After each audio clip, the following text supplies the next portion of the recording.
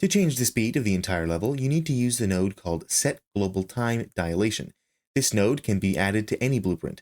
Just for demonstration purposes, I'm going to add a sphere to my level and place it somewhere above the ground so that we can see how fast or slow it will fall after we set the speed of the entire level.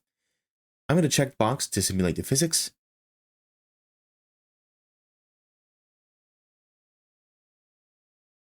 Now I'm going to open up the level blueprint,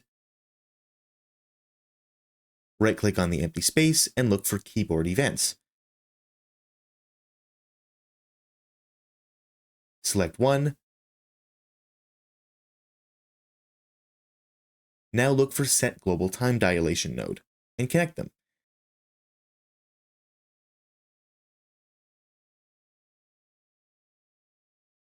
Set time dilation to be 0.5, so time will move at half speed.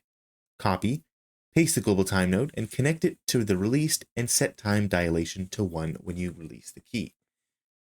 So time will move normally again. You can compile the blueprint. Now when you start, if you hold, one whole level will move at half speed, and if you release it, it will move normally. And if you want to speed up time for double the speed, you would put 2, because normal speed is 1, half the speed would be 0.5, and double of normal speed would be 2.